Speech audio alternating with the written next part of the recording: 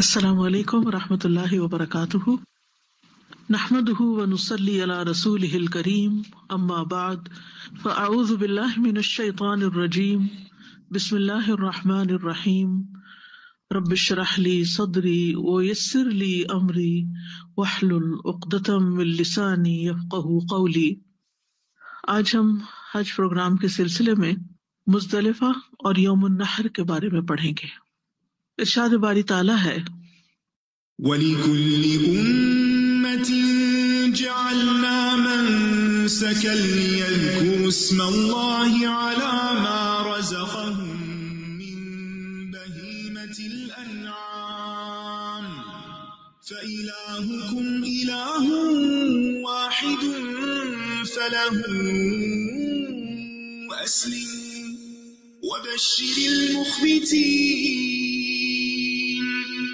الذين إذا ذكر الله وجلت قلوبهم والصابرين على ما أصابهم والمقيم الصلاة ومما رزقناهم ينفقون والبدن جعلناها لكم من شعائر الله لكم فيها خير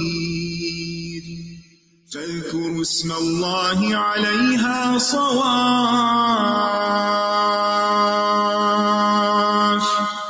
فإذا وجبت جنوبها فكلوا منها وأطعموا القانع والمعتر كذلك سخرناها لكم لعلكم تشكرون لن ينال الله لحومها ولا دماؤها ولكن يناله التقوى منكم كذلك سخرها لكم لتكبروا الله على ما هداكم وبشر المحسنين۔ اور ہر امت کے لیے ہم نے قربانی کا ایک طریقہ مقرر کیا ہے تاکہ وہ ان مویشی قسم کے چوپایوں پر اللہ کا نام لیں جو اس نے انہیں بطور رزق دیے ہیں، پس تمہارا الہ ایک ہی الہ ہے تو اسی کے لیے تم فرما بردار ہو جاؤ اور عاجزی کرنے والوں کو خوشخبری سنا دیجیے۔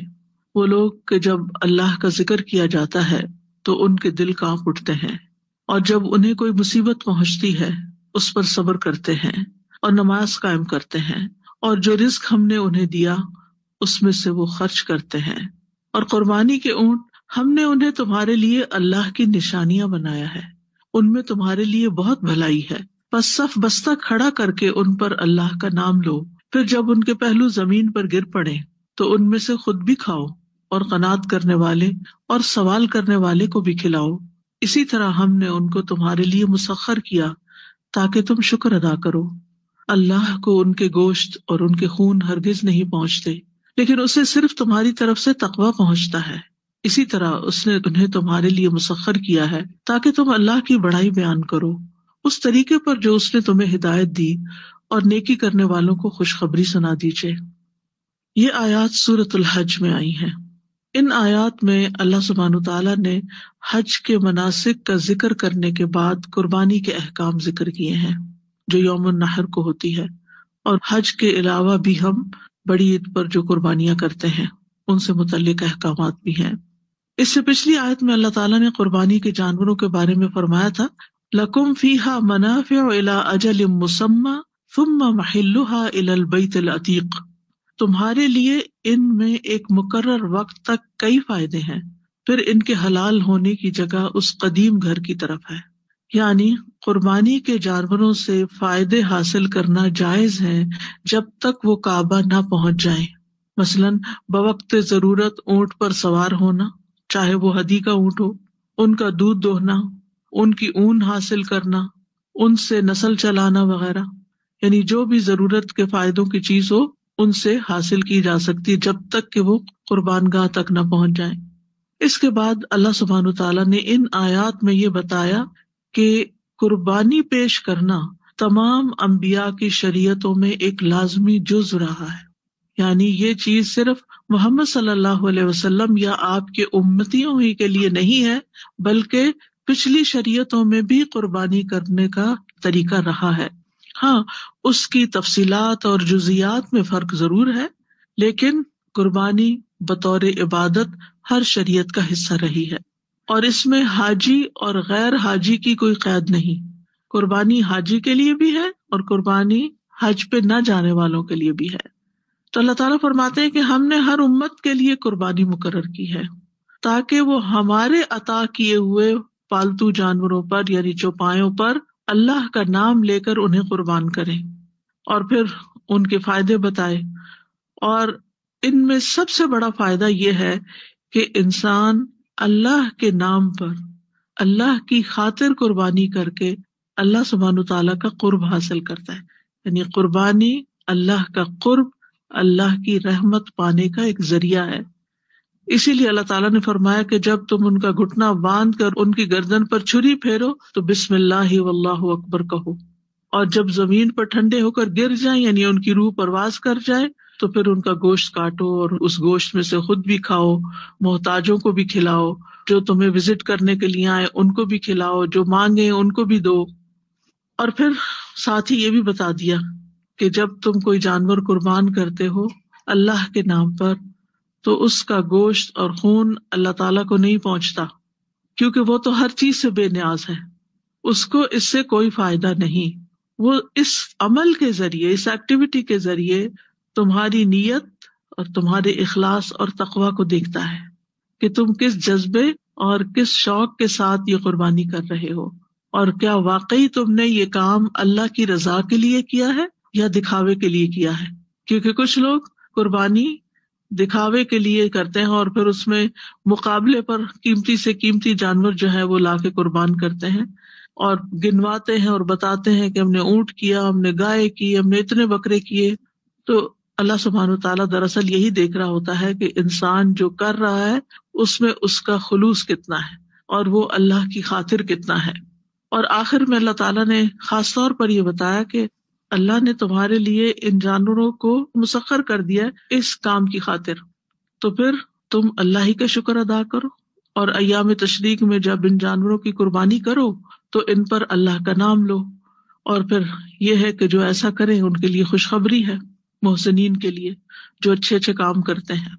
تو فرمایا وَلِكُلِّ أُمَّةٍ جَعَلْنَا مَنْسَكًا، ہر امت کے لیے ہم نے منسک بنایا ہے۔ منسک کے 3 معنی ہو سکتے ہیں، نمبر 1 عبادت، نمبر 2 عبادت کی جگہ، اور نمبر 3 قربانی۔ یعنی ہم نے ہر امت کے لیے عبادت کے طریقے اور قربانی مقرر کی ہے، اور یہاں ان آیات کے کانٹیکس میں قربانی کا معنی زیادہ مناسب ہے کیونکہ آگے جانوروں پر اللہ کا نام لینے کا ذکر آ رہا ہے، تو یہاں مراد اس سے قربانی ہے۔ امام مجاہد بھی کہتے ہیں کہ اس سے مراد یہاں قربانی ہے، یعنی قربانی کا جو حکم اس امت کو دیا جا رہا ہے یہ کوئی نیا حکم نہیں ہے، بلکہ یہ سابقہ تمام امتوں میں ضروری قرار دیا گیا۔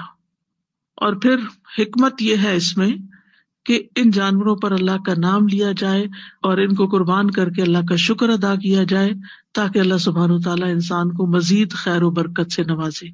اور پھر ان کا کھانا اور ان کی کھال اور ان کے دیگر فوائد تو اپنی جگہ ہیں ہی۔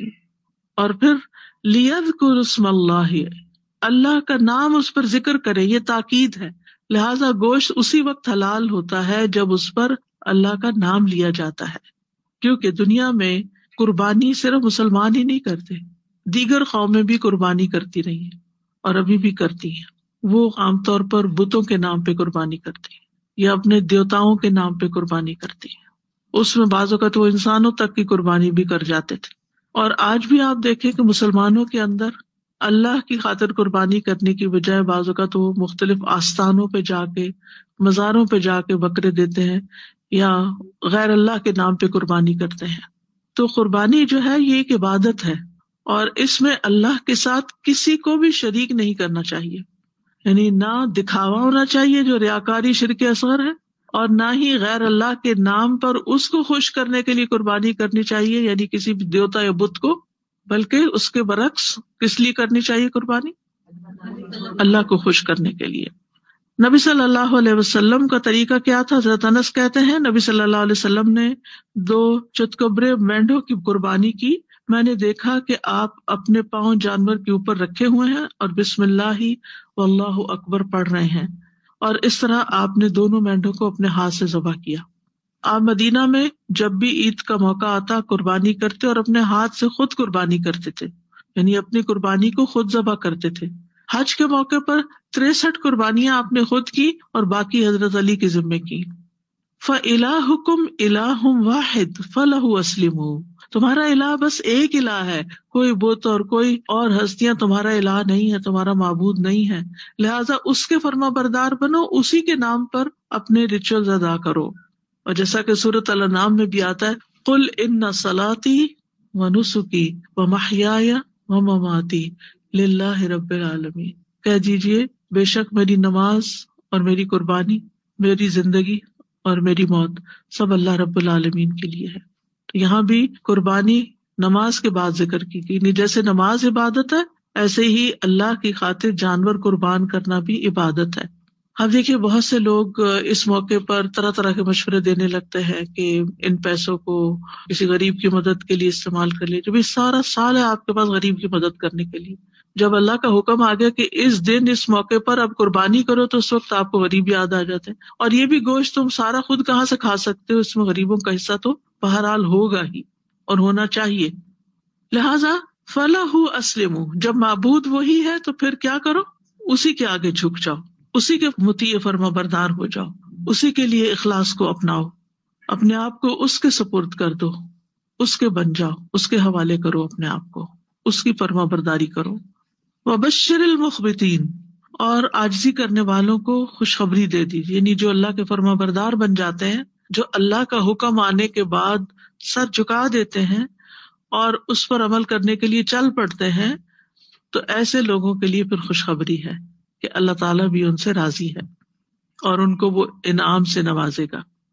یہ جو لفظ مخبت ہے یہ اخبات سے ہے، اخبات کا لفظ خبت سے، خاباتا، نیچی جگہ کو کہتے ہیں، مخبت کہتے ہیں نیچی جگہ میں چلنے والا، اور استعارہ کے طور پر تواضع اور عاجزی کرنے والے کے لیے استعمال ہو رہا ہے۔ تو مطلب یہ ہے کہ مخبتین وہ ہیں جو اللہ کی خاطر تواضع اختیار کرتے ہیں، ہمبل ہوتے ہیں، خشوع اختیار کرتے ہیں۔ اچھا، تواضع اور خشوع میں فرق کیا ہے؟ تواضع اخلاق میں ہوتا ہے اور خشوع بدن میں ہوتا ہے۔ خشوع جسم کے سکون کو کہتے ہیں اور جھکنے کو کہتے ہیں، اور تواضع انسان جب کسی سے معاملہ کرتا ہے، بات کرتا ہے، لین دین کرتا ہے، اس وقت ایک ہمبل رویہ اختیار کرتا ہے۔ مخبتین کا ایک اور معنی یہ بھی کیا گیا کہ اللہ سے ڈرنے والے، اسی طرح اللہ کے ذکر سے مطمئن ہونے والے، ان کے دل اللہ کے ذکر سے پگھل جاتے ہیں، جھک جاتے ہیں اندر سے۔ مخبتین وہ جو اللہ کے لیے خالص ہوتے ہیں، وہ جن کے دل نرم ہوتے ہیں اللہ کے لیے، بندوں کے لیے بھی، عبادت میں خوب محنت کرنے والے، اللہ کے حکم پر مطمئن کہ حکم ملا ہے بس یہی کریں گے، جھک گئے۔ وہ لوگ جو ظلم نہیں کرتے اور جب ان پہ ظلم کیا جائے تو انتقام نہیں لیتے، ان کو بھی مخبت کہا جاتا ہے۔ کئی معنی، یعنی یہ ایسا جامع لفظ ہے کہ جس کی کئی جہتیں ہیں، جہتیں سے مراد یہ کہ کئی ڈائمینشنز ہیں یا کئی طرح سے اس کو استعمال کیا جاتا ہے۔ اور پھر آپ دیکھیں کہ مخبت نہ صرف یہ کہ اللہ کے آگے جھکنے والے، بلکہ اپنے اخلاق میں بھی بندوں کے ساتھ نرمی کا اور تواضع کا معاملہ کرنے والے، یعنی ان میں ذرا برابر تکبر نہیں ہوتا، ہمبل ہوتے ہیں۔ تو یہاں حج کے سلسلے میں یہ بات بیان ہو رہی ہے، تو اس کا مطلب یہ ہے کہ حاجی اور عمرہ کرنے والا اللہ تعالیٰ کے ہر حکم پر لبیک کہتا چلا جاتا ہے، اپنی مرضی نہیں کرتا، جو بات سمجھ میں آتی ہے اس پر بھی عمل کرتا ہے اور جو بات عقل میں نہیں آتی وہ بھی کرتا ہے کہ میرے رب کا حکم ہے، مجھے یہاں بلایا گیا ہے، مجھے یہاں دعوت دی گئی ہے، اب جو مجھ سے کہا جائے گا میں وہ کروں گا۔ اس میں احرام کا پہننا، احرام میں مردوں کے لیے سر ننگا رکھنا، کندھا ننگا رکھنا، بس 2 چادریں پہننا، اور کئی پابندیاں اختیار کرنا، لبیک بولنا، منی، عرفات، مزدلفہ، ان میں جو جو کام کرنے ہیں وہ کرنا، طواف اور سعی، قربانی، یہ ساری چیزیں کرتے چلے جاتے ہیں۔ حدیث میں بھی آتا ہے کہ مومن عاجزی کرنے والے ہوتے ہیں۔ رسول اللہ صلی اللہ علیہ وسلم نے فرمایا مومن آسان اور نرم ہوتے ہیں، یعنی ان سے ڈیلنگ آسان ہوتی ہے، اس مانوس اونٹ کی طرح کہ اگر اس کو اپنے پیچھے چلایا جائے تو مطیع ہو کر چلتا آتا ہے، اور اگر اس کو پیچھے سے ہانکا جائے تو آگے چلتا جاتا ہے، اگر تم اس کو چٹان پہ بھی بٹھا دو وہاں بھی بیٹھ جائے گا۔ حالانکہ آپ دیکھیں کہ اونٹ کتنا مضبوط اور کتنا قوی جانور ہے، کتنا اونچا لمبا اور کتنا اسٹرانگ، لیکن انسان کے آگے کتنا ہمبل ہے کہ ایک بچہ بھی اگر اس کو چلائے تو اس کے پیچھے چل پڑتا ہے۔ اس کے مقابلے میں بھیڑیا وزن میں بھی کم ہے، سائز میں بھی کم ہے، لیکن آپ اس کو کنٹرول نہیں کر سکتے، وہ آپ کے لیے مسخر نہیں کیا گیا۔ تو یہ اللہ کی نشانیوں میں سے ہے۔ گائے اور بھینس کو دیکھیں کتنی وزنی اور بھاری ہوتی ہیں، لیکن پھر کس طرح انسان ان کا دودھ دو لیتا ہے، ان کو چلا لیتا ہے، بعض اوقات وہ ان سے سواری بار برداری کا بھی کام لیتا ہے جو بیل ہوتے ہیں، تو وہ انسان کے بس میں ہے، قابو میں ہے۔ اس کے برعکس آپ دیکھیں کہ شیر ہو، چیتا ہو، بھلا ان کو قابو تو کرے، کتنا مشکل کام ہے۔ تو اللہ کے محبوب بندے جو ہیں وہ ایمان میں اسٹرانگ ہوتے ہیں لیکن ہمبل ہوتے ہیں۔ ایک اور حدیث میں آتا ہے، بلا شبہ اہل زمین میں سے اللہ کے کچھ برتن ہیں، اور تمہارے رب کے برتن اس کے نیک لوگوں کے دل ہیں، اور ان میں سے اسے سب سے زیادہ پسندیدہ وہ ہیں جو نرمی کرنے والے اور شفقت کرنے والے ہیں، یعنی انسان۔ معاذ بن جبل کہتے ہیں، بندہ اس وقت تک ایمان کی چوٹی تک نہیں پہنچ سکتا جب تک انکساری اسے بلند مرتبے سے زیادہ عزیز نہ ہو جائے۔ منکسر المزاج رہنا اس کو زیادہ اچھا لگتا ہے بجائے اس کے کہ وہ اکڑ کے رہے، اور دنیا کا تھوڑا ساز و سامان اسے زیادہ محبوب نہ ہو جائے، اور جن لوگوں سے محبت اور نفرت کرتا ہے وہ ان سے حق کے مطابق ہی محبت اور نفرت کرے، یعنی جتنا جس کا حق ہو اتنی ہی اس سے محبت کرے، اور جتنی جس سے نفرت کرنی چاہیے بس اتنی کرے، اور جس سے نہیں کرنی چاہیے اس سے نہ کرے، اور لوگوں کے لیے اسی طرح فیصلہ کرے جس طرح وہ اپنی ذات اور اپنے گھر والوں کے لیے فیصلہ کرتا ہے۔ رسول اللہ صلی اللہ علیہ وسلم نے فرمایا، کیا میں تم لوگوں کو ایسے شخص کے متعلق نہ بتاؤں جس پر دوزخ کی آگ حرام ہے اور وہ آگ پر حرام ہے؟ ہر وہ شخص جو قریب رہنے والا ہے، نرم ہے اور آسان ہے۔ اب سوال یہ پیدا ہوتا ہے کہ احکامات تو حج کے بیان ہو رہے ہیں اور قربانیوں کا ذکر ہو رہا ہے، اور یہاں پر مخبتین کی بات کیوں شروع ہو گئی؟ کیونکہ حج کے موقع پر اس نرمی، عاجزی اور ایک دوسرے کا خیال رکھنے کی سب سے زیادہ ضرورت ہوتی ہے، کیونکہ وہاں انسان تھکا بھی ہوتا ہے اور بہت سے اس کے اوپر کرنے والے کام بھی ہوتے ہیں، اور بعض اوقات انسان کا مزاج اس تھکاوٹ کی وجہ سے چڑچڑا ہو جاتا ہے۔ آپ نے دیکھا ہوگا کہ جیسے روزے میں بعض اوقات بھوک کی وجہ سے غصہ سا آ جاتا ہے یا چڑچڑا پن آ جاتا ہے، اسی طرح حج اور عمرے پر عین ممکن ہے کہ انسان کے اندر تھکاوٹ اور بھوک اور سفر اور گرمی اور پسینے اور ان ساری پریشانیوں کی وجہ سے اس کے اندر ایک چڑچڑا پن آ جائے، اور پھر وہ اپنے ساتھیوں اور اپنے دوستوں اور اپنے ساتھ والے لوگوں کو تکلیف دینا شروع کر دے۔ تو اس لیے اس وقت اپنے آپ کو کنٹرول کرنا اور مخبت بننا یہ انتہائی ضروری ہے۔ مخبتین کی مزید علامات بتا دی گئی، الذین اذا ذکر اللہ وجلت قلوبہم، کہ جب ان کے سامنے اللہ کا ذکر کیا جاتا تو ان کے دل کانپ اٹھتے ہیں، یعنی اللہ کے ذکر پر پتھر کا ٹکڑا بن کے نہیں بیٹھے رہتے بلکہ ان کے دل پگھل جاتے ہیں۔ اور والصابرین علی ما اصابہم، اللہ کے راستے میں انہیں جو تکلیفیں پہنچتی ہیں ان پر صبر کرتے ہیں، مصیبت پر صبر کرتے ہیں، یعنی حج کا سفر بھی اللہ کے راستے کا سفر ہے، اس میں جو تکلیفیں ان کو آتی ہیں اس پر صبر کرتے ہیں۔ والمقیم الصلاۃ، اور نماز قائم کرتے ہیں، کیونکہ بعض اوقات تھکاوٹ کی وجہ سے ایک نماز کے بعد دوسری نماز کے لیے اٹھنا بہت مشکل ہو جاتا ہے۔ اگر آپ آدھی رات تک طواف کرتے رہے ہیں اور نماز پڑھتے رہے ہیں، اور بعض اوقات لوگ تہجد بھی پڑھ رہے ہوتے ہیں تو عین فجر کے وقت ان کی آنکھ لگ جاتی ہے، وہی حرم میں ہی سو جاتے ہیں، وضو نہیں رہتا، نماز میں شریک نہیں ہو سکتے، تو وہ اپنی نمازوں کی حفاظت کرتے ہیں۔ سب سے زیادہ جس نماز کا ثواب اور اجر ہے وہ فرض نماز ہے، اور پھر جماعت کے ساتھ، اور پھر مسجد الحرام میں امام کے پیچھے۔ ویسے تو حرم میں کہیں بھی آپ پڑھیں لاکھ نمازیں مل جائیں، مگر امام کے پیچھے پڑھنے کا ثواب پھر وہ 27 گنا زیادہ ہو جاتا ہے، تو 1,27,00,000 بن گیا۔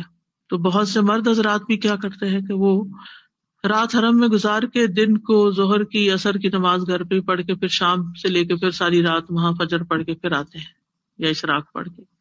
تو بہتر یہ کہ ٹائم ٹیبل ایسا بنایا جائے کہ جس میں انسان کچھ عبادت دن کے وقت کرے اور کچھ رات کے وقت کرے، کچھ آرام دن کے وقت کرے اور کچھ رات کے وقت کرے۔ فرض نمازوں کو میک شور کرے کہ وہ امام کے پیچھے جماعت کے ساتھ ہی پڑھ رہا ہے، اس میں کوتاہی نہ کریں. ہاں عورتوں کے لیے رخصت ہے، عورتیں جہاں ٹھہری ہوئی ہیں وہاں پڑھ سکتی ہیں، لیکن مردوں کے لیے جماعت کی نماز لازم ہے، کیونکہ وہ یقیمون الصلاۃ نہیں کر سکتے جب تک وہ جماعت سے نماز نہ پڑھیں، وہ اقامت صلاۃ ہوتی ہی نہیں. تو اس لیے ہمیں چیزوں کو پرائرٹائز کرنا چاہیے کہ زیادہ افضل کیا ہے. وَمِمَّا رَزَقْنَاهُمْ يُنْفِقُونَ، اور اس میں سے جو ہم نے انہیں رزق دیا وہ خرچ کرتے ہیں، یعنی حج کے راستے میں اپنے اوپر بھی خرچ کرتے ہیں اور اپنے ساتھیوں پر بھی خرچ کرتے ہیں. ٹھیک ہے، اگر آپ کے پاس زیادہ نہیں ہے، تھوڑا بہت ہے، تو اس تھوڑے بہت میں سے بھی کچھ نہ کچھ صدقہ کر دیجیے. لیکن اگر اللہ نے آپ کو زیادہ دیا ہے تو آپ اپنے علاوہ دوسروں پر بھی خرچ کریں. خود کھا رہے ہیں ان کو بھی کھلائیں، خود پی رہے ہیں ان کو بھی پلائیں.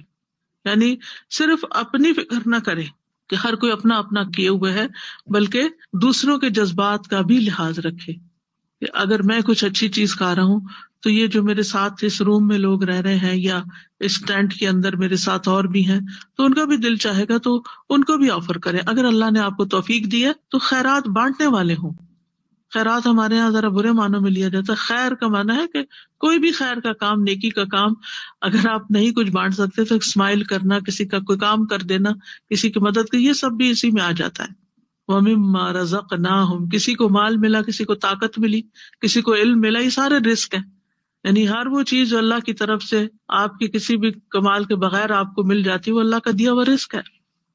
تو پہلی صفت کیا بتائی کہ جب اللہ کا نام لیا جاتا ہے، اللہ کو یاد کیا جاتا ہے تو ان کے دل وجلت، وجل کہتے ہیں دل ہی دل میں خوف محسوس کرنا.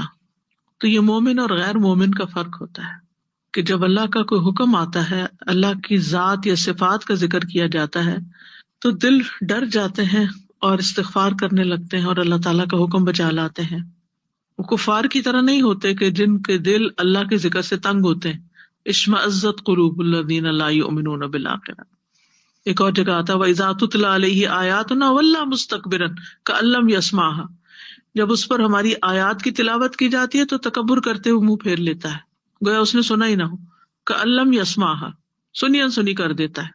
تو اللہ کے ذکر سے دل اطمینان بھی پا جاتے ہیں اور دل ڈر بھی جاتے ہیں. دونوں کا ذکر یہاں پر ہوا ہے. مخبت بھی ہوتے ہیں اور پھر وجلت بھی ہوتے ہیں، اور یہ ایک دوسرے کا کنٹراڈکٹ نہیں کرتے. مطلب یہ ہے کہ سن کر ان کی بے چینی دور ہو جاتی، اطمینان میں آتے ہیں اور پھر مزید ذکر سے ان کے دل پگھلنے لگتے ہیں اور اللہ کی طرف راغب ہو جاتے ہیں. یعنی وجل ایسا خوف نہیں ہوتا کہ سن کے اللہ کی طرف سے بھاگیں، بلکہ اور اللہ کی طرف راغب ہوتے ہیں. ان کے اندر پہ شکوک و شبہات داخل نہیں ہوتے، ان کے وسوسے دور ہو جاتے ہیں. سورۃ زمر آیت 23 میں آتا ہے نا تقشعر منہ جلود الذین یخشون ربہم ثم تلین جلودہم وقلوبہم الی ذکر اللہ، کہ جس سے ان لوگوں کی کھالوں کے رونگٹے کھڑے ہو جاتے ہیں جو اپنے رب سے ڈرتے ہیں، پھر ان کی کھالیں اور ان کے دل اللہ کی یاد سے نرم ہو جاتے ہیں. اور دوسری چیز پھر صبر کرنے والے، یعنی سفر حج میں جتنی بھی مشکلات اور اذیتیں پیش آتی ہیں، بعض لوگوں کے سخت رویے یا خود غرضی کی وجہ سے حالات مشکل ہو جاتے ہیں، یا پھر بھوک، بیماری اور رکاوٹیں راستے کی پریشان کرتی ہیں، ان سب موقعوں پر صبر سے کام لیتے. اب صبر کیا ہے؟ صبر یہ ہے کہ اس وقت انسان خاموشی اختیار کر لے، پھر آگے سے جواب نہ دے، بحث نہ شروع کر دے، بہت لمبی چوڑی نصیحتیں اور آرگیومنٹ شروع نہ کر دے، کچھ سنائے نہیں، دو بدو ہو کے جواب نہ دے. اگر کسی ایک کو غصہ تھوڑا آ ہی گیا ہے تو دوسرا اس کو خاموشی اختیار کر لے، معاملہ ٹھنڈا ہو جاتا ہے. اگر دوسرا بھی شروع ہو جائے تو پہلا اور بڑک اٹھتا ہے، پھر کام خراب ہو جاتا ہے. کیونکہ اس حال میں فمن فرض فیہن الحج فلا رفث ولا فسوق ولا جدال فی الحج، ان سب چیزوں سے بچنے کے لیے صبر ہی ضروری ہے. صبر ہو تو یہ ہو سکتا ہے، یعنی اللہ کی نافرمانی سے بھی بندہ صبر کی وجہ سے ہی رکتا ہے، ناحق جھگڑے سے بھی اللہ کی خاطر ہی رک سکتا ہے، جنسی باتوں اور ان چیزوں سے بھی انسان اللہ کے ڈر سے ہی رک سکتا ہے. اور پھر تیسری صفت تو نماز، اور نماز میں سستی نہ کرنا، وقت پر ادا کرنا، مردوں کے لیے جماعت سے پڑھنا. چوتھی صفت مما رزقناہم ينفقون ہو گئی. اور اس میں جو من ہے، من ما مطلب یہ نہیں کہا جائے کہ سارا ہی دے ڈالو، اس میں سے جو ہم نے دیا ہے اس میں سے کچھ حصہ دے دو. اور اس میں قربانی پر بھی خرچ کرتے ہیں، اس کے علاوہ جو محتاج فقیر لوگ ہیں ان پہ بھی خرچ کرتے ہیں. نیکسٹ ہے وَالْبُدْنَ جَعَلْنَاهَا لَكُم مِّن شَعَائِرِ اللَّهِ، اور قربانی کے جانور. بدنا جو ہے یہ بدنت ان کی جمع ہے.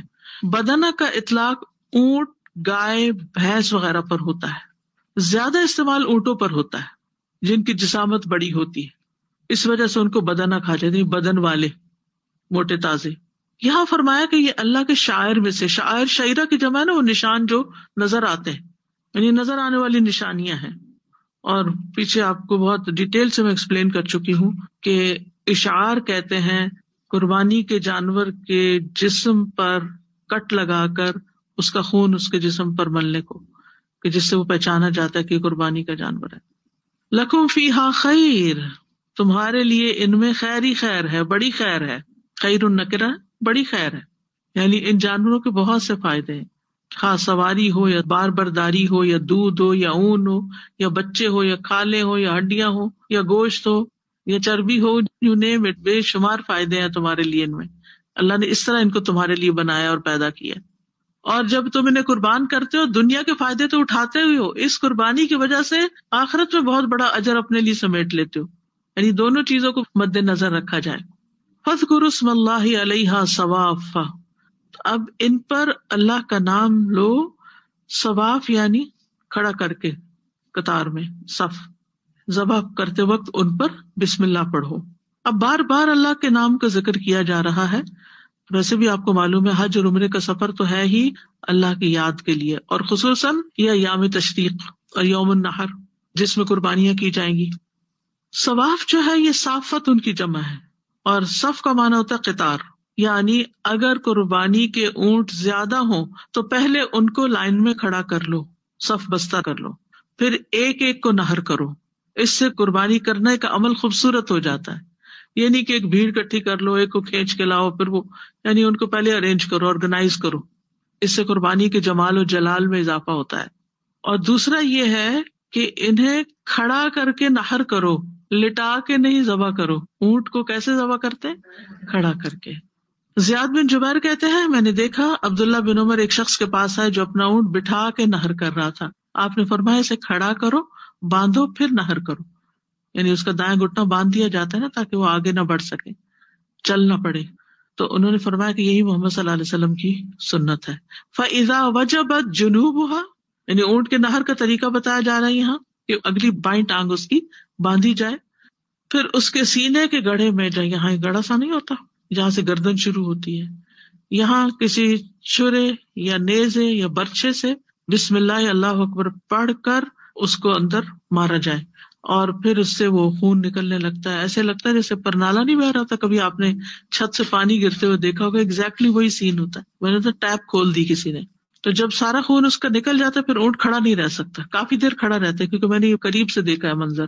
اور پھر جب نیچے گر جائے اور بالکل ٹھنڈا ہو جائے تو اس کی کھال اتاری جائے. اس سے پہلے اس کے جسم کا کوئی حصہ مزید نہیں جائے گا، صرف نہر کیا جائے گا، خون نکالا جائے گا، اور بعد میں اس کا جسم صاف کیا جائے گا. جانوروں کو ہمیشہ اچھے طریقے سے ذبح کرنا چاہیے. رسول اللہ صلی اللہ علیہ وسلم نے فرمایا بلا شبہ اللہ تعالیٰ نے ہر چیز کے ساتھ احسان کو واجب کیا ہے، ہر کام اچھے سے کرو. بس جب تم قتل کرو تو اچھے طریقے سے، اور جب تم جانور ذبح کرو تو اچھے طریقے سے ذبح کرو. تم میں سے ہر ایک کو چاہیے کہ اپنی چھری تیز کر لے اور اپنے ذبیحہ کو راحت پہنچائے، یعنی جو جانور ذبح کر رہے ہو اس کو راحت پہنچائے. یہ جب لکھا ہے نا کہ قتل کرو تو اچھے طریقے، اس کا یہ مطلب نہیں کہ لوگوں کو قتل کرنا شروع کر دو. اس کا مطلب یہ ہے کہ جب جنگ وغیرہ میں یا ویسے جو قصاص کے طور پر جب ہوتا ہے تو پھر سزا میں، تو اس وقت یہ نہیں کہ اذیت دے دے کے مارو اس کو. تو جب جانور ذبح کر چکو تو پھر کیا کرو، کتنی ڈیٹیل بتائی اللہ تعالیٰ نے. فَكُلُوا مِنْهَا، اب کھاؤ اس میں سے. تو قرآن مجید کی یہ آیات اور یہ احکامات قربانی کے سیزن کے قریب پڑھنے کی ضرورت ہوتی ہے تاکہ پوری روح اور پورے شعور کے ساتھ یہ کام کریں. صرف ہمارے بندے نہیں کہ پیسے دے دیے یا کوئی جا کے وہاں ذبح کر کے ہمیں میٹ لا دے یا پیک کر دے یا فریز کر کے دے دے. کوشش یہی کرنی چاہیے کہ اس موقع پر انسان حاضر ہو اور خود اپنے ہاتھ سے کرے. یعنی مردوں کے لیے، عورتیں بھی کر سکتی ہیں لیکن عمومی طور پہ مردوں کے لیے. اور پھر یہ کہ اس کے گوشت کی تقسیم اور ان چیزوں میں انسان اپنا ایک حصہ ڈالے اور پھر اس کو پکائے اور پھر اس کو کھائے اور شکر ادا کرے. کیونکہ بعض اوقات یہ ہوتا ہے نا کہ اچھا ہی تو اللہ کی خاطر کیا ہے، اب یہ صدقہ ہے تو اب اس میں سے تو ہم خود نہیں کھا سکتے. نہیں، قربانی کا گوشت خود بھی کھا سکتے ہیں.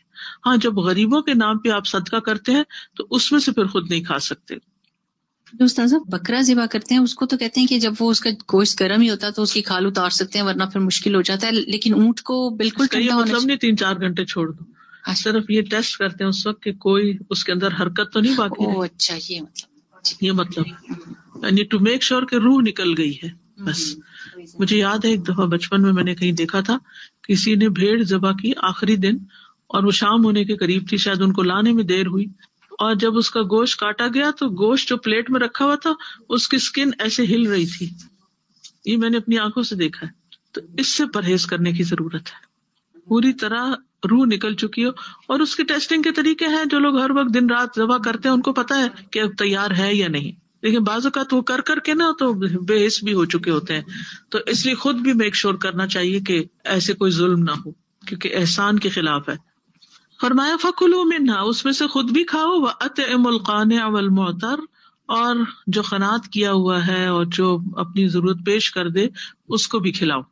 رسول اللہ صلی اللہ علیہ وسلم کی آزاد کردہ غلام صوبان سے روایت ہے کہ رسول اللہ صلی اللہ علیہ وسلم نے مجھے حجۃ الوداع کے موقع پر فرمایا یہ گوشت پکاؤ. صوبان کہتے ہیں میں نے اس گوشت کو پکا کر رکھا، آپ مدینہ منورہ پہنچنے تک اسی میں سے کھاتے رہے. یعنی اچھی طرح پکا لیا ہوگا نا کہ وہ خراب نہ ہو. اور وہاں پر تو آپ کو پتا ہے اب تک لوگ گوشت سکھاتے ہیں، نمک لگا کے سکھا لیتے ہیں، اور وہ سوکھا گوشت بہت مزے کا ہوتا ہے. ہو سکتا ہے بچپن میں آپ نے بھی کبھی کھایا ہو، ہماری نانی سکھایا کرتی تھی. اب تو لوگ چاکلیٹ اور اس طرح کی چیزیں سک کرتے ہیں، چباتے ہیں کچھ، لیکن وہ بالکل ایسے ہی ایک منہ میں رکھ کے کافی دیر تک اس کا رس چوسنے کے بعد اس کو کھایا جاتا ہے. تو آپ صلی اللہ علیہ وسلم مدینہ پہنچنے تک اس میں سے کھاتے رہے. تو اس سے کیا پتا چلتا ہے کہ اسی دن گوشت کو ختم کرنا ضروری نہیں ہے، بلکہ آپ کئی دن تک اس کو چاہے سکھا کے، چاہے فریز کر کے، چاہے پکا کے، ایسے طریقے سے رکھ کے پھر اس کو کھا سکتے ہیں. جابر رضی اللہ عنہ کہتے ہیں کہ یوم النحر میں رسول اللہ صلی اللہ علیہ وسلم اپنی قربان گاہ کی طرف بڑھے، 63 اونٹ اپنے ہاتھ سے نحر کیے. 63. اس سے آپ اندازہ لگائیں کہ عمر کے اس حصے میں جبکہ آپ تقریباً 63 ایئرس کے ہو چکے تھے، آپ کے اندر کتنی طاقت تھی. پھر باقی حضرت علی کے سپرد کر دیا. اور علماء یہ کہتے ہیں کہ 63 اس لیے کیے کہ آپ کی عمر 63 سال تھی، اور جو بچ گئے وہ انہوں نے نحر کر دیے. آپ نے حضرت علی کو اپنی قربانیوں میں شریک فرمایا. فارغ ہونے کے بعد آپ نے ہر قربانی سے گوشت کا ایک ایک ٹکڑا لانے کا حکم دیا کہ ہر اونٹ میں سے ایک ایک ٹکڑا نکال کے لایا جائے. پھر انہیں ہنڈیا میں ڈال کے پکایا گیا. تو میں سوچتی پتہ نہیں کتنی بڑی ہنڈیا ہوگی میری. تو ان دونوں نے ان قربانیوں میں سے کھایا. حضرت علی نے بھی کھایا، نبی صلی اللہ علیہ وسلم سب نے کھایا ہوگا، لیکن چونکہ انہوں نے نہر کیا تھا تو انہوں نے خود بھی کھایا اور شوربہ بھی پیا. تو قانع کہتے ہیں قناعت کرنے والے کو، کہ جو اللہ نے دیا ہے اس پر صبر کرے اور کسی کے آگے ہاتھ نہ پھیلائے. اور معتر کہتے ہیں اپنی ضرورت پیش کر دینے والے کو، یعنی جو سوال کر لے. تو دونوں کے لیے جائز ہے، دونوں کو ہی دیا جا سکتا ہے. یعنی قربانی کے گوشت میں سب کا حصہ ہے، اپنا بھی حاجت مندوں کا بھی. ایک وہ جو بہت صابر و شاکر ہیں اور ضرورت مند ہوتے ہوئے بھی سوال نہیں کرتے اور لوگوں کو ان کی ضرورت کا پتہ بھی نہیں چلتا، اور دوسرے وہ جو ضروریات سے مجبور ہو کر لوگوں سے سوال کرنے لگتے ہیں. تو اللہ تعالیٰ نے دونوں کا ذکر کر دیا کہ دونوں کو دیا جا سکتا ہے. رسول اللہ صلی اللہ علیہ وسلم نے فرمایا فَكُلُوا وَادَّخِرُوا وَتَصَدَّقُوا، خود کھاؤ، ذخیرہ کر لو اور صدقہ کر لو. یعنی تینوں کام کر سکتے ہو. پھر اس گوشت کو خود تقسیم کیا جائے. ایک شخص منا کے میدان میں نبی صلی اللہ علیہ وسلم کے پاس حاضر ہوئے. اس وقت نبی صلی اللہ علیہ وسلم قربانی کا گوشت تقسیم کر رہے تھے، یعنی آپ خود اس کام پر لگے ہوئے تھے. آگے فرمایا کذالک سخرناھا لکم لعلکم تشکرون، اس طرح ہم نے ان جانوروں کو تمہارے لیے مسخر کیا تاکہ تم شکر ادا کرو. یعنی اتنے بڑے بڑے قوی ہیکل اونٹ بیل جو طاقت میں تم سے کہیں زیادہ ہے تمہارے تابع کر دیے، وہ سرنڈر کیے ہوئے تمہارے سامنے. تم اپنے آپ کو اللہ کے تابع کرو، جبکہ تم اس سے بھاگ نہیں سکتے، اللہ کو عاجز نہیں کر سکتے. یہ جانور تو تمہیں عاجز بھی کر سکتے ہیں. تو مطلب یہ ہے کہ جو فائدہ اٹھانا چاہو ان سے اٹھاؤ، لیکن اس کے بعد یہ ہے کہ اللہ کا شکر ادا کرو. آخر میں فرمایا لن ینال اللہ لحومها ولا دماؤها ولکن ینالہ التقوی منکم. اللہ تعالیٰ کو ان جانوروں کا گوشت اور خون نہیں پہنچتا، لیکن اس کو تقوی پہنچتا ہے. گوشت تو تم خود کھا جاتے ہو، خون تو بہہ کے زمین میں چلا جاتا ہے، یہ تو سب زمین پہ ہی رہ گیا. کچھ تمہارے پیٹ میں چلا گیا، کوئی زمین کے پیٹ میں چلا گیا. اللہ تعالیٰ کو تو کچھ بھی نہیں پہنچا. وہاں کیا جاتا ہے کہ کس دل سے یہ قربانی کی، تمہارا تقویٰ جاتا ہے، تم کیا سوچ رہے تھے، کس محبت سے تم نے ان پر اپنا مال خرچ کیا، اور کس طرح پھر ان کو سنت کے مطابق ذبح کیا، اور پھر کس طرح ان کی تقسیم کی، اور کس طرح کھایا اور کھلایا. یعنی ساری عید کا جو منظر ہے وہ اللہ تعالیٰ کے سامنے ہے، وہ دیکھ رہا ہے کیا کرتے ہو تم. جاہلیت کے زمانے میں لوگ جب اونٹ وغیرہ ذبح کرتے تھے تو اس کا خون جمع کر کے پھر جا کے بتوں پہ ملتے تھے، چھڑکتے تھے، ملتے تھے. لیکن یہاں فرمایا کہ اسلام میں ایسا کچھ نہیں ہے. اللہ تعالیٰ کو یہ خون نہیں چاہیے. تمہارے معبود جو ہیں ان کو خون چاہیے لیکن اللہ کو نہیں چاہیے. اور یاد رکھیے کہ ہر شخص کے تقویٰ اور اخلاص کے مطابق اس کی قربانی کا اجر ہے. ٹھیک ہے، سائز کا بڑا چھوٹا ہونا بھی میٹر کرتا ہے، لیکن اصل بات یہ ہے کہ تمہارا دل کتنا تھا یہ کام کرنے کو، کس محبت اور شوق سے کیا تم نے یہ کام، کیونکہ اللہ تعالیٰ دلوں کو دیکھتا ہے. حدیث میں آتا ہے رسول اللہ صلی اللہ علیہ وسلم نے فرمایا، بے شک اللہ نہ تمہارے جسموں کو دیکھتا ہے نہ تمہاری صورتوں کو، لیکن وہ تمہارے دلوں کی طرف دیکھتا ہے. اور آپ نے اپنی انگلیوں سے اپنے سینے کی طرف اشارہ فرمایا. کذالک سخرھا لکم، پھر مسخر کرنے کی بات، یعنی یہ قابل غور بات ہے کہ جانور تمہارے کنٹرول میں دیے ہیں اللہ نے، نہ دیتا تو تم کچھ نہیں کر سکتے تھے. لتکبروا اللہ علی ما ہداکم، رمضان کے روزے رکھنے کے بعد بھی کیا ہے، تکبیرات، اللہ کی بڑائی بیان کرو اس پر جو اس نے تمہیں ہدایت دی، تمہیں سارے طریقے سکھا دیے، کیا کرنا ہے، کب کرنا ہے، کیسے کرنا ہے. یعنی اللہ تعالیٰ نے یہاں اپنا احسان دوبارہ یاد دلایا، اور پھر اس احسان پر اللہ ہی کی بڑائی، اور سب سے بڑا احسان یہ کہ اللہ تعالیٰ نے تمہیں ہدایت دی ہے. تو یاد رکھیے جانور کو ذبح کرنے کے لیے 2 اہم شرائط ہیں، ایک بسم اللہ واللہ اکبر پڑھنا یعنی اللہ کا نام لینا، اور دوسرا خون بہانا. نبی صلی اللہ علیہ وسلم نے فرمایا جو چیز جانور کا خون بہا دے اور اس پر اللہ کا نام لیا گیا ہو تو تم اس کو کھا سکتے ہو، اسی کو ذبیحہ کہتے ہیں. یعنی بسم اللہ پڑھنا اور خون بہانا ویسے بھی شرط ہے. اور سورۃ الانعام میں فرمایا وَلَا تَأْكُلُوا مِمَّا لَمْ يُذْكَرِ اسْمُ اللَّهِ عَلَيْهِ وَإِنَّهُ لَفِسْقٌ، اس میں سے مت کھاؤ جس پر اللہ کا نام نہیں لیا گیا، روکا گیا ہے. یعنی وہ جانور مت کھاؤ جس پر اللہ کا نام نہیں لیا گیا، بلا شبہ یہ یقیناً سراسر نافرمانی ہے. یعنی اگر کوئی اللہ کا نام لیے بغیر جانور ذبح کر رہا ہے تو وہ جانور حلال نہیں ہے، حرام ہے. اور پھر آپ دیکھیے کہ یہاں جو تکبیر کی بات ہے تو حج کے سارے مناسک ادا کرتے ہوئے تکبیرات پڑھنی چاہیے، اور خصوصاً ایام تشریق میں تکبیرات پڑھنی چاہیے. اور دل میں کیا ہونا چاہیے تکبیرات پڑھتے ہوئے؟ اللہ کا شکر ہونا چاہیے، اللہ کی یاد ہونی چاہیے. 5 نمازوں کے بعد بھی تکبیرات پڑھی جاتی. اور عشرہ ذوالحجہ کی سب سے بڑی عبادت کیا ہے؟ تکبیرات کا پڑھنا، کہ اللہ نے ہدایت دی ہمیں. وبشر المحسنین، اور احسان کرنے والوں کو بشارت دے دیجئے. کون ہے یہ احسان کرنے والے؟ حدیث جبریل میں آتا ہے نا کہ جبریل علیہ السلام نے نبی صلی اللہ علیہ وسلم سے سوال کیا تھا مل احسان، احسان کیا؟ تو انہوں نے کیا کہا تھا؟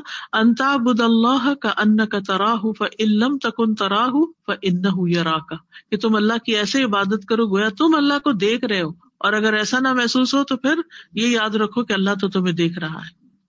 تو یہاں حج کے دوران، قربانیوں کے دوران، ان ایام کے دوران تقوی اور احسان یہ اپنے ساتھ رکھو، یہ محسوس کرو کہ اللہ تمہیں دیکھ رہا ہے، اس کو تمہاری ساری قربانی کا پتہ ہے. جانور تو تم نے قربان کیا جو تمہارے نفس کی قربانی ہے یا وقت کی قربانی ہے یا مال کی قربانی ہے، یہ بھی اللہ کی نگاہ میں ہے، اور اس پر اللہ تعالیٰ بدلہ دے گا. خوشخبری دے دو، یعنی جنہوں نے احسان کے درجے پر حج کیا، قربانیاں کی، ان کے لیے خوشخبریاں ہیں، گڈ نیوز ہے. تو محسنین وہ ہوتے ہیں کہ جو اللہ کے ساتھ بھی معاملہ کرتے ہوئے، عبادت کرتے ہوئے بھی احسان کے درجے میں عبادت کرتے ہیں، اور بندوں کے ساتھ بھی معاملہ کرتے ہوئے احسان کے درجے میں کام کرتے ہیں. ان سے اچھے سلوک سے پیش آتے ہیں، ان کو مالی یا کوئی علمی فائدہ پہنچاتے ہیں، یا اپنے جاہ و منصب کے ذریعے کو فائدہ دیتے ہیں، ان کی خیر خواہی کرتے ہیں، ان کو کسی نیکی کا حکم دیتے ہیں، برائی سے روک دیتے ہیں، کوئی اچھی بات کہہ دیتے ہیں. یہ سب احسان میں آتا ہے. سورۃ البقرہ میں آتا ہے وَأَحْسِنُوا ان اللہ یحب المحسنین، محسنین کی بشارت کیا کہ انہیں اللہ کی محبت حاصل ہو جاتی ہے. اور هل جزاء الاحسان الا الاحسان، یعنی تم نیکی کرو گے تو تمہارے ساتھ بھی اللہ تعالیٰ احسان کا معاملہ فرمائیں گے. وسنزید المحسنین، اور احسان کیا ہوتا ہے؟ کسی کے حق سے زیادہ اس کو دینا، یعنی تمہیں بہت کچھ ملے گا، زندگی میں تمہارے راستے آسان ہو جائیں گے. سزا اکثر حرم میں جائیں تو جب جنازہ پڑھ رہے ہوتے ہیں نا تو عورتیں نہیں اٹھتی، تو اگر آپ ان کو یہ بتا دیں نا، جیسے عبداللہ بن عمر رضی اللہ تعالیٰ عنہ کی حدیث ہے کہ انہوں نے پتھر ہاتھ میں تو پھینکے تھے کہ مجھے پتہ ہی نہیں تھا کہ اس کا اجر اور ثواب کتنا ہے، کہ ایک قنطار جتنا، تو ان کو بتایا الحمدللہ یہ کتنی بڑی بات ہے کہ وہ اگر آپ ان کو یہ بتا دیں گے تو وہ باقی کی نمازیں پڑھ لیں گے. اور قرآنی اور مسنون کتابوں کے ڈھیر عورتیں لے جاتی ہیں اور پھر وہاں پر بانٹتی ہیں. استاذہ اتنی محبت سے لوگ پڑھتے ہیں وہ کتابیں، اتنا شوق کہ ہمیں دعائیں سمجھ نہیں آ رہی تھی کہ کیا دعا مانگے. تو یہ بھی ایک مدد ہی ہے کہ احسان ہے. ہاں یعنی جن کو آپ جانتے نہیں آپ ان کے ساتھ نیکی کر رہے ہیں، یعنی جن سے آپ کو کبھی کوئی ریٹرن ملنے والا ہی نہیں. ہاں جی بالکل. اور ہر زبان کا بندہ، کیونکہ عربک سب کو پڑھنی آتی ہے، اردو نہیں آتی، انگلش نہیں آتی، لیکن عربک آتی ہے الحمدللہ. کسی کو انگلش آتی، کسی کو اردو آتی، کسی کو عربی آتی.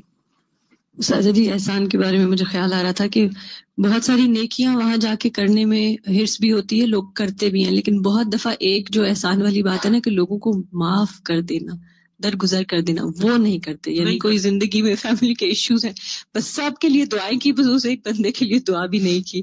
یا ادروائز بھی چھوٹی چھوٹی باتوں پہ وہ جو درگزر والی بات ہے نا، بعض اوقات that is like a bigger challenge on your نفس، کہ آپ وہی کر لیں تو بہتری ہو بہت جائے. بڑا احسان ہے. ایک جنازہ جا رہا تھا تو نبی صلی اللہ علیہ وسلم نے فرمایا مستریح و مستراح، یعنی یا تو یہ راحت پا گیا ہے یا لوگ اس سے راحت پا گئے ہیں. یعنی یہ راحت پا گیا لوگوں کے برے رویوں سے، دنیا کی مصیبتوں، بیماریوں، تکلیفوں سے، اب اس کو آرام مل گیا، سارے غم ختم. بندہ مومن کے ساتھ تو یہی ہوتا ہے نا، موت اس کے لیے خوشخبری لے کر آتی ہے، اور دنیا میں ہر دم اس کو کوئی نہ کوئی جو تکلیف، بیماری، پریشانی رہتی ہے وہ ساری ختم ہو جاتی ہے اور وہ چین سے سو جاتا ہے جا کے، اور قیامت کے دن اٹھے گا. اور مستراح وہ ہے کہ جس سے لوگ اتنے تنگ ہیں کہ دعا کرتے ہیں کہ یہ ہمارے جان چھوڑے، اور جب وہ مر جاتا ہے تو شکر کرتے ہیں. تو اب ہمیں سوچنا چاہیے کہ ہم لوگوں کے لیے کیا ہے، لوگوں پہ بوجھ ہے یا لوگوں کے لیے آسانیاں پیدا کرنے کا ذریعہ ہے. ہم واپس آ رہے تھے، کینیڈا واپسی کا رستہ تھا، تو ایک جہاز میں آنا تھا، سب لوگوں نے، ہمارا گروپ تھا، لیکن استاذہ جو بحث مباحثہ تھا آپس میں، ایک جہاز میں لائن میں لگے ہوئے، میرے سے پہلے یہ کیوں چلا گیا اور میں پیچھے کیوں، اور میں کہہ رہی تھی کہ یہ اس میں لڑنے کی بات ہے. تھوڑی دیر کے بعد سارے اسی جہاز میں بیٹھے ہوئے تھے، لیکن وہ ایک فتنے میں پڑ گئے. نہ صرف یہ کہ اندر جاتے ہوئے فتنے میں لوگ پڑتے ہیں، اللہ رحم کرے. جس جہاز میں مسلمانوں کی اکثریت ہوتی ہے وہ جہاز ابھی رکتا نہیں کہ کیبنز کھلنے لگتے ہیں. مجھے سمجھ نہیں آتی کہ اتنی جلدی کس بات کی ہے، کس بات کی جلدی ہے. گھر ہی جانا ہے نا، اور شوق سے گھر سے نکلے تھے سیر کرنے، وہ منع کر رہے ہوتے، اور یقین کر ایک دفعہ میرے سر پہ کوئی چیز آ کے لگی. یعنی اتنا ڈینجرس ہے کہ وہ جہاز ابھی ڈول رہا ہے، موڑ کاٹ رہا ہے، پارک کر رہا ہے، جو بھی، لیکن یہ کہ لوگوں کو سمجھ نہیں آتی. ٹھیک ہے اگر آپ کو فکر، آپ نظر رکھیں کہ کوئی اور آپ کا ملتا جلتا غلطی سے نہ لے جائے، لیکن یہ کہ اور دوسروں پہ شک کرنے کی وجہ بہتر ہے اپنی نشانیاں لگا کے جائیں، کچھ ربن وبن باندھ کے جائیں، پتہ چلے. کیونکہ بعضوں کے سوٹ کیسز اب بالکل ایک جیسے ہوتے ہیں اور کوئی فرق نہیں ہوتا، اور ایسی غلطیاں ہوتی بھی ہیں اور آپ کے علم میں بھی ہوگی کہ وہ کسی اور کا بیگ اٹھا لائے اور پھر پیسنجر ملا بھی نہ. تو یہ چیزیں ہوتی ہیں، تو پھر اس کا بندوبست انسان پہلے سے جائے. اللہ نے عقل کس لیے دی ہے کہ ایسی چیزوں سے بجائے اس کو پریشانی کرنے کے پہلے سے انتظام کرے. استاذہ میرا بھی اپنا ایکسپیرینس ہے کہ میں یہی کہتی ہوں کہ جب حج کی جو ٹریننگ ہو رہی ہوتی ہے نا، تو مسافروں کو سفر کی ٹریننگ بھی ضرور دینی چاہیے. جو جہاز میں بیٹھتے ہیں مینر سکھانے چاہیے. لٹرلی ہمارے محسنین میں یہ سب شامل ہو سکتا ہے. اگر صرف حج کا ٹاپک آپ محسنین رکھ لیں نا، تو اس آیت سے ہی پتہ چلتا ہے کہ قربانی تمام شریعتوں میں رہی ہے اور تمام شریعتوں کے اصول ایک جیسے ہیں، اگرچہ اقسام مختلف ہیں. اور پھر یہ کہ قربانی کے ذریعے اللہ کا قرب حاصل کرنا مقصود ہے، اور ان جانوروں پر اللہ کا نام لینا چاہیے. اور یہ ذبح ایک عبادت ہے، یعنی اس کو عبادت سمجھ کے کرنا چاہیے. اور قربانی کے جانوروں کو بہیمت الانعام ہونا چاہیے، مویشی ہونا چاہیے، یعنی جو مقرر کیے گئے وہی قربانی کرنے ہوں گے. یعنی اگر آپ ایک بکرے کی جگہ 20 مرغیاں ذبح کرتے ہیں تو وہ قربانی آپ کی نہیں ہوگی. پھر یہ کہ قربانی کے وقت اللہ کا نام لینا واجب ہے، اور جو بندہ عاجزی کی صفت سے متصف ہے وہ خوشخبری کا مستحق ہے. اور کسی حالت میں بھی نماز سے غافل نہیں ہونا چاہیے. قربانی میں سے خود بھی کھانا چاہیے اور دوسروں کو بھی کھلانا چاہیے. قربانی اللہ کی رضا کے لیے کرنی چاہیے، اخلاص کے ساتھ کرنی چاہیے، اور ہر موقع پر احسان کا رویہ اختیار کرنا چاہیے. کیونکہ محسن جو ہے وہی کچھ کما کے آتا ہے. اب کچھ احکامات حج سے متعلق. مزدلفہ کل ہم نے عرفہ پہ ختم کیا تھا. تو غروب آفتاب کے بعد نماز مغرب ادا کیے بغیر عرفات سے مزدلفہ کی طرف روانہ ہوا جاتا ہے. نبی صلی اللہ علیہ وسلم نے عرفہ میں وقوف کیا حتیٰ کہ سورج غروب ہو گیا اور ٹکیا کے غائب ہو جانے کے بعد کچھ زردی بھی ختم ہو گئی. پھر آپ نے اسامہ بن زید کو اپنے پیچھے بٹھا لیا اور رسول اللہ صلی اللہ علیہ وسلم عرفات سے چل پڑے. ٹھیک ہے، یعنی نہ صرف یہ کہ سورج غروب ہوا بلکہ تھوڑی زردی بھی کم ہوئی تو پھر آپ نکلے عرفات سے، اس سے پہلے نہیں نکلنا چاہیے.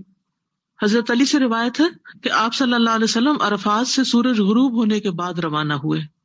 بلال بن رواح سے روایت ہے نبی صلی اللہ علیہ وسلم نے مزدلفہ کی صبح ان سے فرمایا، اے بلال لوگوں کو خاموش کراؤ. پھر فرمایا، بے شک اللہ نے تمہارے اس مزدلفہ میں تم پر احسان فرمایا ہے کہ تمہارے نیکوکاروں کی وجہ سے تمہارے گناہ گاروں کو بھی بخش دیا جاتا ہے اور تمہارے نیکوکاروں نے جو مانگا انہیں عطا کر دیا گیا.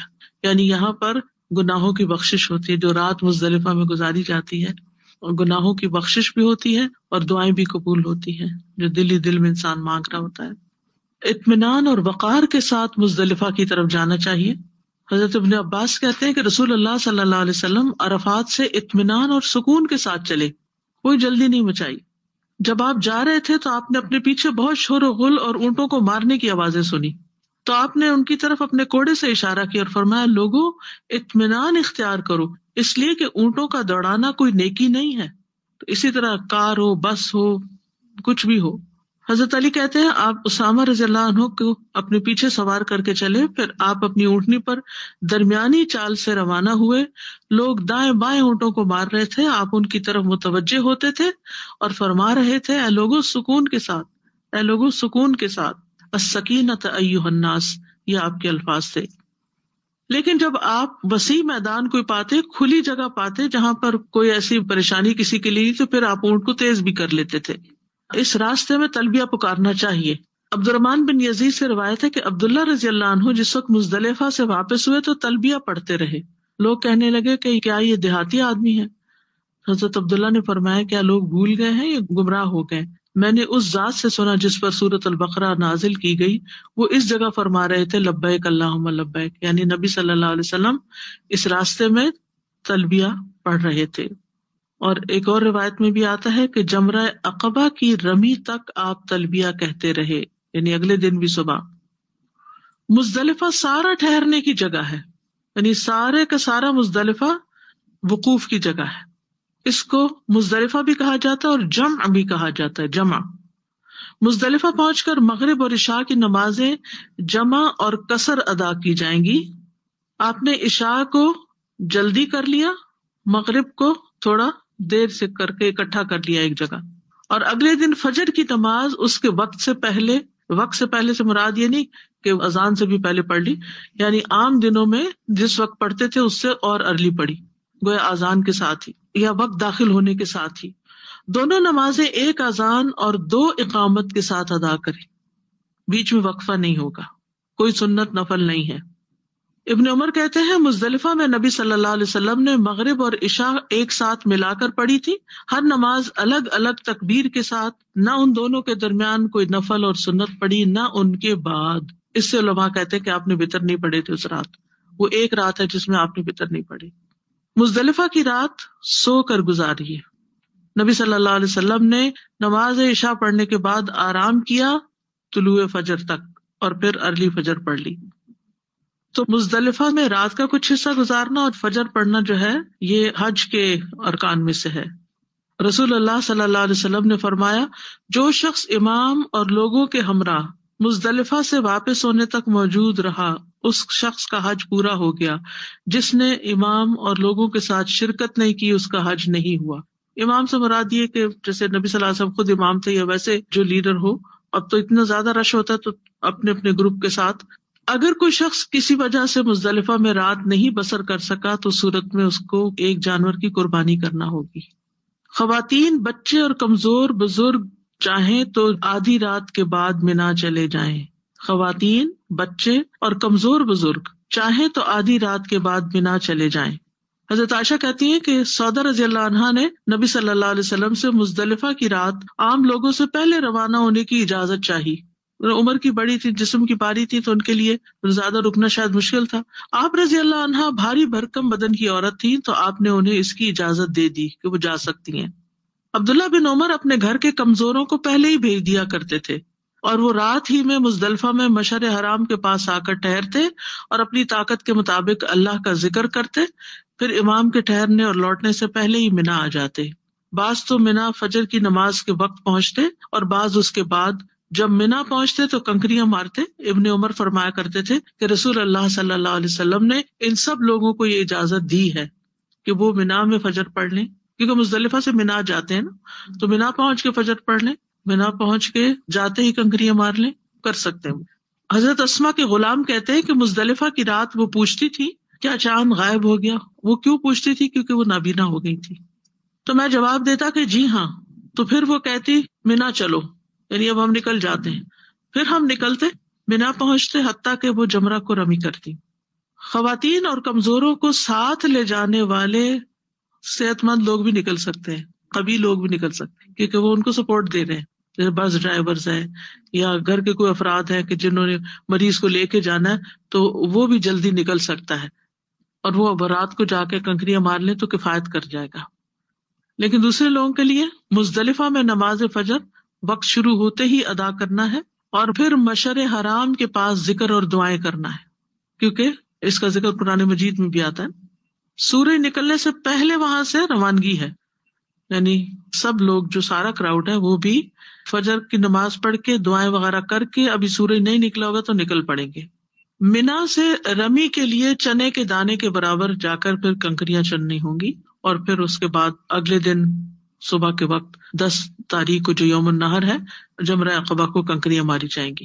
مزدلفہ جاتے ہوئے اور مزدلفہ میں کچھ غلطیاں بھی سرزد ہوتی ہیں۔ بعض لوگ مزدلفہ پہنچنے سے پہلے راستے میں ہی تھک کے پڑاؤ ڈال دیتے ہیں، وہ میدان کے اندر نہیں پہنچتے۔ تو میک شور کریں کہ جہاں آپ ٹھہرے ہوئے، ہمارے ساتھ ایک دفعہ ایسا ہوا کہ بس والے نے ایسی جگہ بس روک دی کہ جو مزدلفہ نہیں تھا، یعنی اس کی باؤنڈری سے باہر۔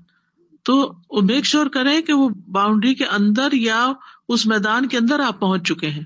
بعض لوگ پیدل حج کر رہے ہوتے ہیں، وہ تھک جاتے ہیں، وہ جہاں ان کو موقع ملتا ہے وہیں لیٹ جاتے ہیں۔ ایسا نہیں کر سکتے، یعنی کہیں بھی آپ رات نہیں گزار سکتے، آپ کو مزدلفہ کے اندر پہنچنا ہے۔ بعض لوگ راستے میں ہی نماز پڑھ لیتے ہیں، جا کے سو جائیں گے، بس ادھر ہی پڑھ لو، راستے میں ٹائم ہو گیا۔ نہیں، مزدلفہ پہنچ کے نماز پڑھنی ہے۔ بعض لوگ اتنی لیٹ پہنچتے ہیں کہ نمازوں کے وقت ہی نکل جاتے ہیں، فجر ہو جاتی ہے۔ یعنی کئی لوگوں نے ذکر کیا ایسا کہ اتنا ٹریفک کا بلاکیج ہو گیا کہ وہ ساری رات بس میں بیٹھے رہے، ایسے ہو جاتا ہے۔ پھر بس میں ہی پڑھ لینی چاہیے، ظاہر ہے حدود میں تو داخل ہو چکے ہوتے ہیں بعض اوقات، پھر وہ دم بھی دے دیں گے اگر وہ مزدلفہ نہیں پہنچے رات کو۔ آپ نے کنکریوں کا کہا تھا نا کہ واپس مینا پہنچ کے وہاں سے اٹھا، مزدلفہ سے بھی لے سکتے ہیں، وہاں سے بھی ضروری نہیں، ہاں جی، کوئی ضروری نہیں۔ بعض لوگ نماز فجر وقت سے پہلے ہی پڑھ لیتے ہیں کہ واش روم خالی ہے، جلدی سے وضو کرو نماز پڑھ لو، تو ایسا بھی نہیں کر سکتے۔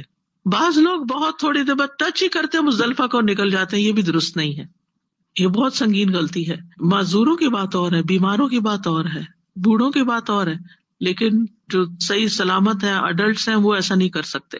بعض لوگ مزدلفہ کی رات سوتے نہیں ہیں، تلاوت اور عبادت اور نوافل پڑھتے رہتے ہیں، یہ بھی درست نہیں ہے، یہ سنت کی مخالفت ہے۔ بعض لوگ مزدلفہ میں سورج نکلنے تک ٹھہرے رہتے ہیں، سورج نکلنے کے بعد حرکت کرتے ہیں، یہ بھی درست نہیں ہے۔ تو ان غلطیوں سے پرہیز کرنی چاہیے۔ اللہ سبحانہ وتعالیٰ قبول کرے۔ وآخر دعوانا ان الحمد للہ رب العالمین۔ سبحانک اللہم وبحمدک، اشہد ان لا الہ الا انت، استغفرک واتوب الیک۔ السلام علیکم ورحمۃ اللہ وبرکاتہ۔